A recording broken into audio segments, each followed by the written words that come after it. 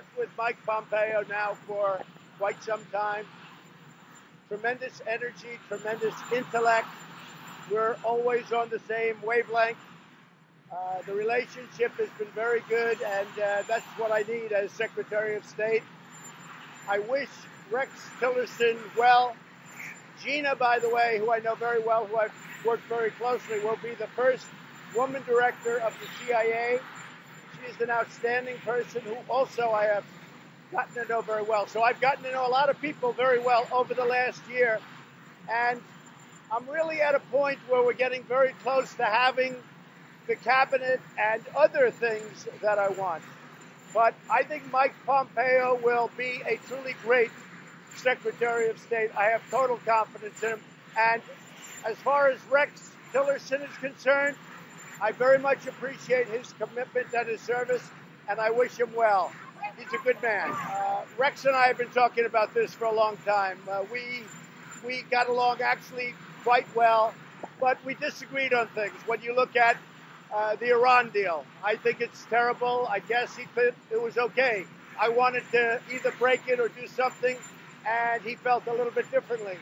So we were not really thinking the same. With Mike Pompeo, we have a very similar thought process. I think it's going to go very well. Rex is a very good man. I like Rex a lot. I really appreciate his commitment and his service. And I'll be speaking to Rex over a long period of time. I actually got along well with Rex, but really it was a different mindset. It was a different thinking. I respect his intellect. I respect the process that we've all gone through together. We have a very good relationship for whatever reason, chemistry, whatever it is. Why do people get along? I've always, right from the beginning, from day one, I've gotten along well with Mike Pompeo. And frankly, I get along well with Rex, too. And, you know, I wish Rex a lot of good things. I think he's going to be very happy. I think Rex will be much happier now.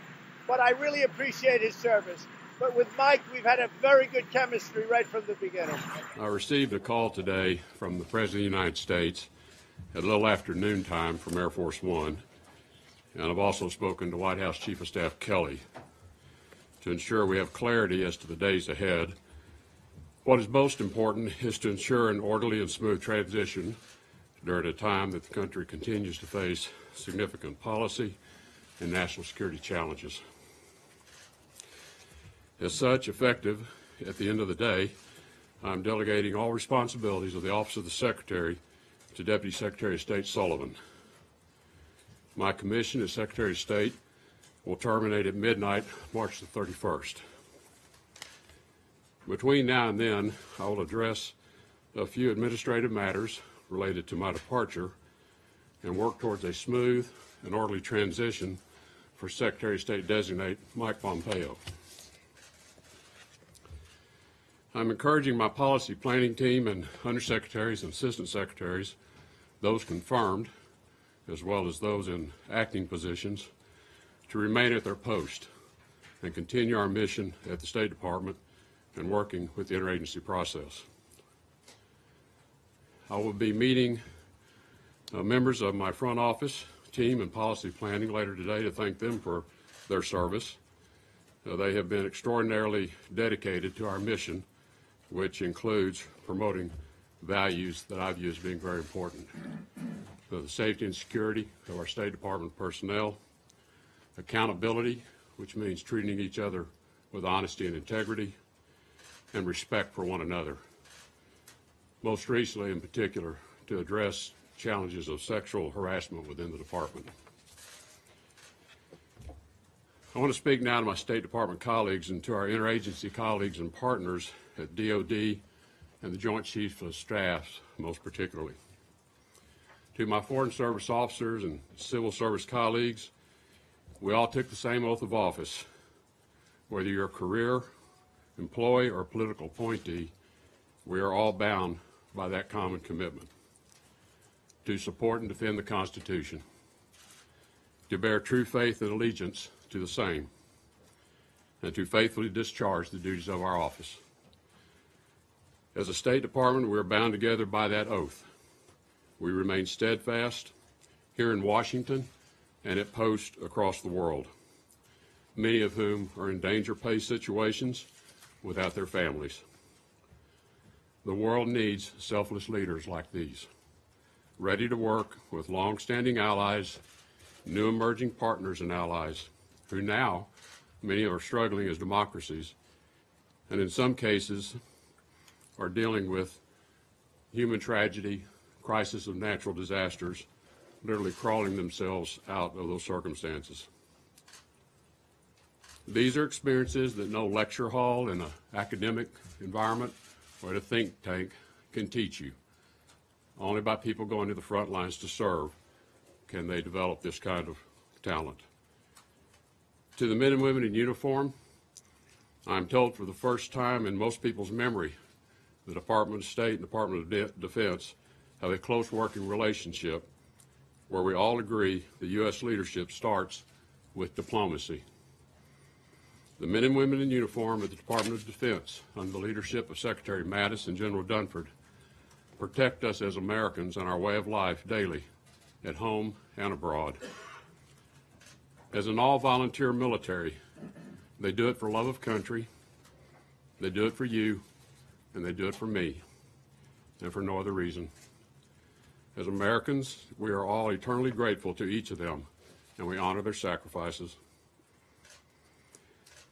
The rewarding part of having leadership and partnerships in place is that you can actually get some things done.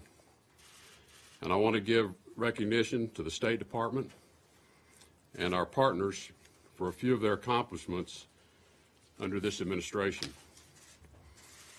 First, working with allies, we exceeded the expectations of almost everyone with the DPRK maximum pressure campaign.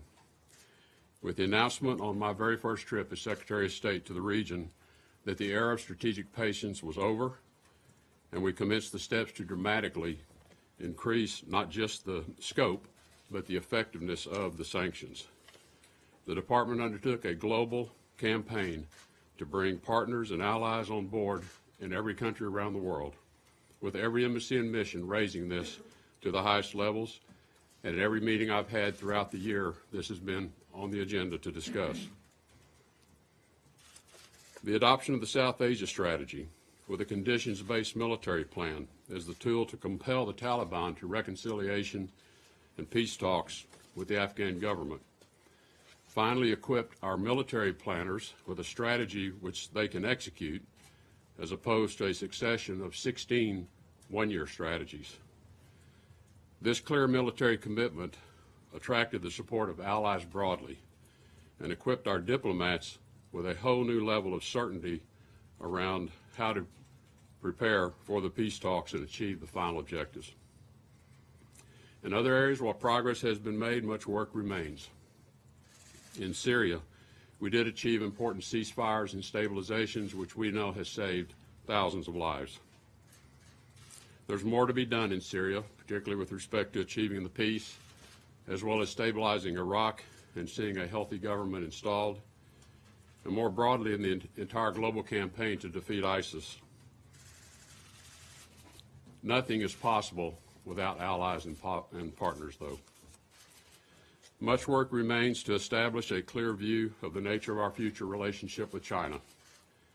How shall we deal with one another over the next 50 years and ensure a period of prosperity for all of our peoples, free of conflict between two very powerful nations? And much work remains to respond to the troubling behavior and actions on the part of the Russian government. Russia must assess carefully as to how its actions are in the best interest of the Russian people and of the world more broadly. Continuing on their current trajectory is likely to lead to greater isolation on their part, a situation which is not in anyone's interest. So to my colleagues in the State Department and the interagency, much remains to be done to achieve our mission on behalf of the American people, with allies and with partners. I close by thanking all for the privilege of serving beside you for the last. Importantly, to the 300+ million Americans, thank you for your devotion to a free and open society, to acts of kindness towards one another, to honesty and the quiet hard work that you do every day to support this government with your tax dollars. All of us, we know, want to leave this place as a better place for the next generation. I'll now return to private life as a private citizen, as a proud American, proud of the opportunity I've had to serve my country. God bless all of you. God bless the American people. God bless America.